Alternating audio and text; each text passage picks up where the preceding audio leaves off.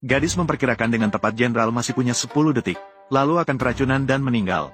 Namun Jenderal sama sekali tidak percaya. Dia mengatakan bahwa gadis itu menyesatkan publik dengan kata-kata palsu dan memerintahkan prajurit untuk menariknya keluar dan membunuhnya.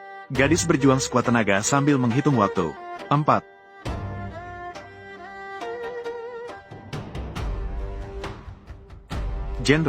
Jenderal ternyata terkena racun dingin. Gadis mengambil kesempatan berlari ke depan dan memberikan racun ke dalam mulut Jenderal. Dalam detik berikutnya, Jenderal meludahkan darah tua. Pengawal yang marah ingin memenggal gadis itu. Namun Jenderal tiba-tiba berbicara untuk menghentikannya. Racun yang baru saja diberikan gadis itu sebenarnya juga adalah antidot, yang kebetulan melawan racun dengan racun dan mengendalikan kondisi sakit Jenderal. Saat itu Jenderal baru percaya pada gadis bahwa dia memang memiliki sedikit kemampuan. Dia segera memerintahkan untuk memberikan gadis setiap kali makan tambahan paha ayam. Ternyata gadis itu adalah seorang peramal modern. Dia tidak bisa melakukan apapun selain meramal. Dia hanya ingin menjadi seorang peri kecil yang pemalas dan suka makan. Dia akhirnya di usia 26 tahun, mengumpulkan cukup uang pensiun. Seseorang yang ingin berterima kasih padanya karena memperkirakan nasib buruk, membantunya melewati masa sulit, mengirimkan 10 kotak emas dan 10 ember paha ayam sebagai hadiah. Gadis itu sangat puas, hanya meminta pihak tersebut untuk setiap hari mengirimkan paha ayam padanya. Dia memandang tumpukan emas itu, mengira dia bisa berbaring santai dan menjalani hidupnya. Lalu dia dengan tenang berbaring di kursi dan tidur. Namun, ia tidak menyangka ketika bangun, langsung terbang ke zaman kuno yang dilanda perang tanpa henti. Menemukan dirinya berada di dalam rumah yang bobrok. Nyonya Li memberinya setengah roti yang diperolehnya. Gadis itu tampak bingung. Di mana kaki ayamku? Di mana tumpukan emas saya? Saat itu tiba-tiba merasakan sakit kepala yang hebat datang menghampirinya. Kenangan pemilik sebelumnya tiba-tiba mengalir ke dalam pikirannya. Ternyata, pemilik sebelumnya adalah seorang bodoh, yang dilahirkan sudah ditinggalkan oleh orang tuanya. Adalah Nyonya Li yang baik hati mengambilnya pulang. Nyonya Li melihat dia dengan ekspresi aneh dan mengira dia kelaparan hingga pusing, mendorongnya untuk segera makan. Namun gadis itu tidak mau makan roti yang keras dan kering. Nyonya Li dengan putus asa memberitahu di desa, sudah mengalami kelaparan selama 3 bulan. Sama sekali tidak ada makanan lain. Gadis itu di dalam hatinya menghargai kebaikan Nyonya Li. Meskipun dalam kelaparan, dia tidak ditinggalkan. Memutuskan untuk menggunakan kemampuannya meramal untuk mencari makanan bagi semua orang. Dia segera memperkirakan dengan tepat dan mendapatkan jawaban. Warga desa, saya tahu di mana ada perbekalan militer. Aku akan mengantarmu ke sana. Namun, hal itu justru mengundang ejekan Janda Zhou. Menghujatnya seperti sedang berhayal. Sayuran liar dalam radius 20 li sudah habis digali. Di hutan dan gunung sudah tidak ada makanan sama sekali.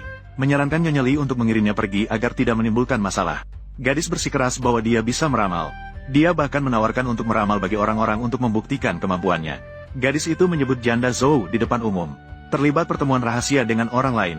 Rahasia yang menyebabkan keguguran dan membahayakan kesehatan. Janda Zhou merasa terkejut dan marah. Tak disangka, rahasia yang tidak pernah dia sebutkan. Ternyata rahasia itu bisa dia ramal. Dia tidak berani meremehkan gadis itu lagi. Dia hanya bisa setuju untuk mengikutinya mencari makanan. Berniat jika tidak menemukan makanan, akan mencari gadis itu untuk mengambil tindakan. Di bawah petunjuk gadis itu, dengan cepat, orang-orang menemukan makanan yang berserakan di tanah. Makanan yang berserakan. Pada malam hari, para warga desa menikmati makan malam yang lezat. Namun, setelah tenang, semua orang tiba-tiba merasakan sebuah perasaan cemas dan gelisah. Teater Yunmeng. Gadis itu sekali lagi memperkirakan dengan tepat dan menemukan makanan yang mereka makan ternyata adalah perbekalan militer. Detik berikutnya, Jenderal Dayan datang dengan para prajurit tiba dan mengurung semua orang, mempertanyakan bagaimana mereka mengetahuinya. Rute pengiriman perbekalan militer mencurigai mereka adalah mata-mata musuh. Gadis itu sama sekali tidak takut, mengusulkan untuk bertransaksi dengan Jenderal. Asalkan pihak tersebut mengurus 3 kali makan dan paha ayam untuknya, dia akan membantunya meramalkan semua hal di dunia. Jenderal merasa bahwa gadis itu mengeluarkan omongan yang sangat meremehkan. Gadis itu segera menyebutkan penyakit yang diderita Jenderal. Setiap tanggal 15 bulan, kamu akan mengalami penyakit dingin. Ini adalah racun yang diberikan oleh Pangeran Besar Yan kepadamu. Meskipun kamu lahir dari seorang dayang istana, itu tidak akan mengancam posisi pewaris pangeran. Tetapi kamu sangat menonjol dalam hal seni dan militer. Di antara banyak pangeran, kamu paling diperhatikan oleh kaisar. Gadis itu mengatakan hanya sang pengobat yang bisa menyembuhkan. Jenderal sangat terkejut. Masalah keracunan yang dialaminya sangat rahasia. Hanya orang-orang kepercayaannya di militer yang mengetahui. Gadis itu juga menegaskan bahwa mata-mata di bawahnya sudah menemukan sang pengobat, segera akan datang untuk melaporkan. Saat Jenderal meragukan, bawahannya datang untuk melapor, sudah berhasil menemukan sang obat suci. Barulah Jenderal percaya bahwa gadis tersebut memiliki kemampuan yang nyata. membawa dia dan penduduk desa kembali ke markas militer. Namun secara khusus memberikan gadis tersebut mengatur sebuah tenda. Setelah gadis tiba di markas militer, yang paling dia khawatirkan adalah paha ayam. Saat dia berbaring untuk istirahat, dia mulai merencanakan jalannya untuk menang dengan santai. Dengan cepat menyadari bahwa di markas militer akan terjadi sesuatu yang besar.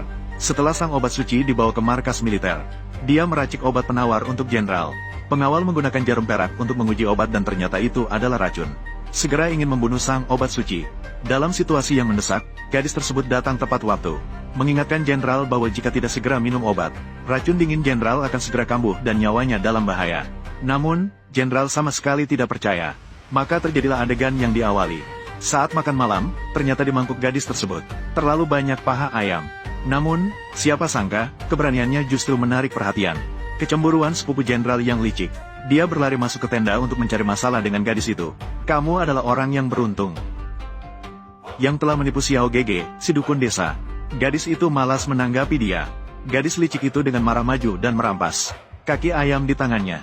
Gadis itu langsung melawan dan memberikan pelajaran padanya. Suara gaduh yang besar juga menarik perhatian jenderal. Gadis licik itu membalikan fakta dan mengadu pada jenderal. Namun, jenderal sudah melihat kebenaran. Tidak hanya tidak membela gadis licik itu, tetapi juga memerintahkan gadis licik itu untuk meminta maaf kepada gadis tersebut. Gadis licik itu menyimpan dendam dan sengaja menyulitkan gadis itu, memaksa dia untuk memperkirakan lokasi tenda panglima musuh. Jika tidak, keluar dari kamp militer. Gadis itu dengan tepat menyebutkan lokasi tenda. Semua orang pergi untuk menyelidiki. Ternyata seperti yang dikatakan gadis itu, secara menyeluruh menemukan lokasi musuh. Rencana gadis licik itu gagal. Gadis itu meminta jenderal untuk memberinya lebih banyak setiap hari, menambahkan satu paha ayam sebagai kompensasi. Namun, gadis licik itu tidak menyerah begitu saja. Keesokan harinya gadis itu belum sempat menikmati dua paha ayam. Gadis licik itu segera datang, memintanya untuk bertemu jenderal. Alasannya adalah sekelompok persediaan pencegahan di kamp militer. Bahan obat kunci hilang. Gadis licik itu memanfaatkan kesempatan untuk menuduh gadis itu, dan menyalahkan pengungsi.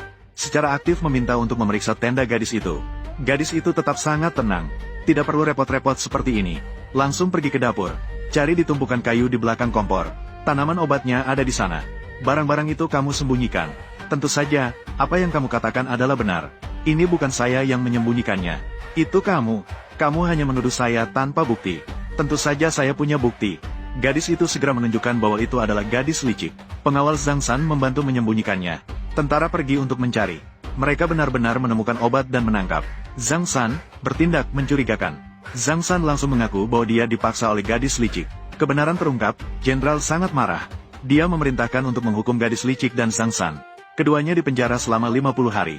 Setelah kejadian ini, jenderal semakin mempercayai gadis. Dia juga memerintahkan agar menambahkan satu lagi paha ayam agar dia makan dengan senang hati. Di kamp militer segera datang informasi darurat. Musuh telah mengganti panglima dan mencuri peta perjalanan tentara Dayan. Situasi perang sangat kritis. Jenderal berencana untuk memotong jalur perbekalan musuh. Namun, gadis melarangnya. Dia memberitahunya bahwa masalah sebenarnya adalah peta pergerakan telah bocor oleh mata-mata. Selain itu, mata-mata tersebut memiliki lebih dari satu jabatan yang tinggi. Jika menyelidiki sekarang, hanya akan membuat musuh panik. Gadis memberikan strategi kepada jenderal, memintanya untuk menyatakan kepada publik bahwa dia akan mengirim pasukan untuk menyerang sayap kiri musuh, menciptakan ilusi bahwa pasukan sedang dikirim untuk mati. Namun secara diam-diam mengirimkan prajurit pribadi yang paling terlatih, menunggu kehadirannya di lokasi yang ditentukan. Kepala panglima musuh akan saya antarkan kepada kamu.